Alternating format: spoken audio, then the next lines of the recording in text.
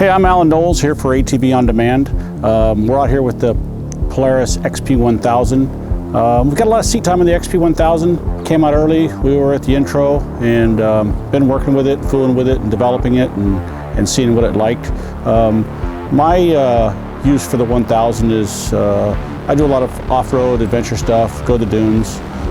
So we spend a lot of time just seeing how the car worked. I've had the 900 for a year. Both 2 and 4 seaters, work with those a bit. A lot of new stuff in the 1000, really liked. A lot of pros, couple cons, we'll go over both of them. Settings, things like that, see if we can help you dial your car in. It's got more power, it's a little bit longer, a little more stable in the bumps. The car is actually a little wider, but the wheel track is the same. They suck the wheels a little bit more to keep it essentially the same width. That's important. You know, we don't want to gain a bunch of width for the stuff that we do. The motor pulls really hard off the bottom. It just explodes off the bottom. Bottom mid, you notice it being way harder than the 900. Top revs out, doesn't seem like it's that much better. Speed hits that speed limiter at 75 miles an hour, no problem. We hit that in a lot of places we probably shouldn't. But the thing does pull hard. Comparing the 900 to 1000, even drag racing, you notice that pull right off the bottom, but then they kind of equal out. And the biggest reason is the difference in weight. The 1000 does weigh more, so it takes that extra power to pull it. And with all that added wheel travel, stuff like that, you have more car. Got to pull it, that's why it's got more power. Not crazy faster than the 900. One of the things that I never really liked about the 900 was the air filter setup. Just the way they mounted it, had in a pretty vulnerable spot back underneath, and we sucked a lot of dirt around into the engine compartment. The 1000, they did a much better job. They've got a better air filter system higher up.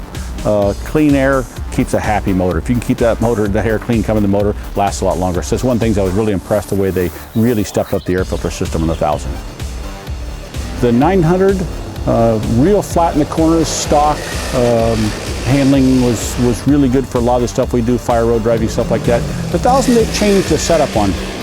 They've got a lot more wheel travel, more articulation.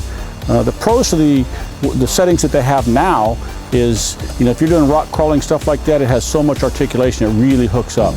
Also, it's got a plush ride. The downside to the settings that they use is with that more articulation, you have a little more body roll. What we did for my application, I do a lot of, again, faster stuff, so I wanted to flatten the car out a little bit so it handles more like the 900 on the flat, fast corners.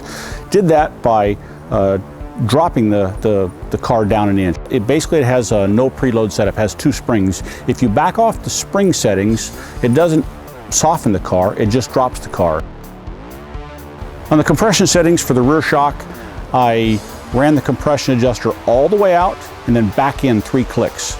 And on the front, I ran the front to stiffen it up because it was a little too soft and help you with a little bit of the body roll. I ran the compression adjuster all the way until it bottoms and then back out 3 clicks. 2, 3 clicks, somewhere right there is going to be a good setting you can try. You'll like that. Small bumps, the way the thing handles, stock. The rear's a little bit harsh. That's why we have you do those settings, and if you do those, much better.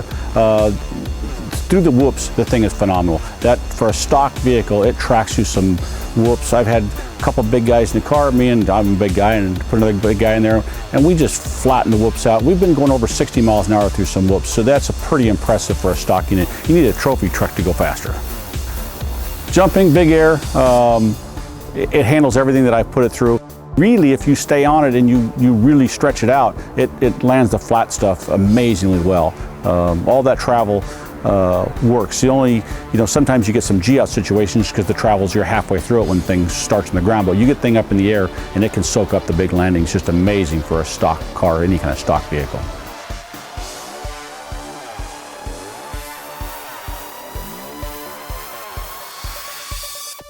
Of course, the brakes are just phenomenal and things. They're about as good as the tires are. You're on the things and you're putting the limit to the tires because those brakes work extremely well. Ergonomics to the car, driver's compartment. It's got a little more leg room, good for me, than the 900. Could always use some more. I'd like to move the thing back a little bit, but no, it is better.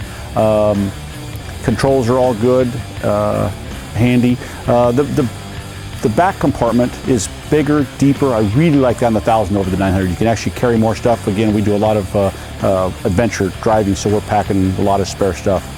The doors on this one comes with doors automatically, and the doors are really neat. It has the best door handle system I found. It works so good. It's convenient to reach and get. The doors open and close. Really good. They're open at the bottom. If you don't like that, Polaris has a little aftermarket deal you can add on there to seal up the bottom if you feel like you need that. In the cab area, there's a glove compartment. Probably has the most Kmart glove compartment door I've ever seen, but it's there.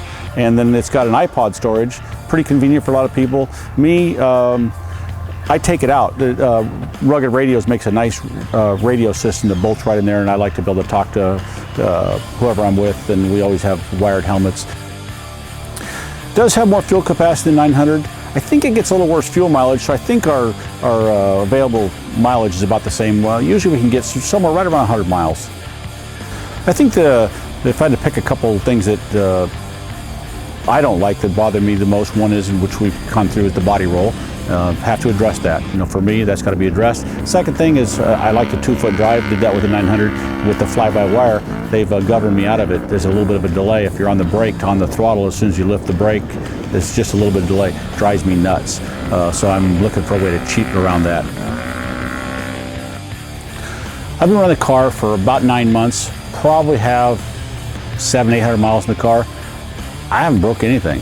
I had some self-inflicted wounds, like running this stuff, getting flats, cutting the tire down. No belts, no issues. One of the keys you want to do when you get your car, break your belt in. Try to get 40, 50 easy miles on it. Then, like I said, I do that. Haven't had any belt issues. I've heard about it, but no issues at all. One thing that I do and will help you, if you're doing some real rock crawly, real slow stuff, just throw the thing into low range. That takes the load off the belt, gets the RPMs up in the power curve. The car works better. Don't hesitate to downshift thing. It'll go 40 miles an hour, 45 miles an hour in low range. So you can get after it. So all up, the Polaris RZR 1000 is an amazing piece of equipment. We can cover ground so fast off-road. There's nothing that you can get two people in that can do the stuff we did in the amount of time we do. Guys can keep up with us on dirt bikes, but real fast guys on quads. But for two people to be in that car, it really gets after it. So that's been a big bonus in what we can do with it. I was never very high on the UTV thing until the Polaris RZR 900 came out. Everything else was just too slow. These things really scoot. I've off-roaded my whole life, motorcycles, three-wheelers, four-wheelers, anything that went, I drove. My wife never participated because she didn't like it. She rode horses. Got the RZR, she's addicted to it. She's planning the weekends, trying to figure out where we can go, getting a fishing rod in there. We use the crud out of it. Polaris has loaned us some. We went and bought another one. Got to have it. It's just the thing, and it's really good for a family sport. Take your wife with you. Take your gal. Take your girlfriend if you got your wife. She can't go.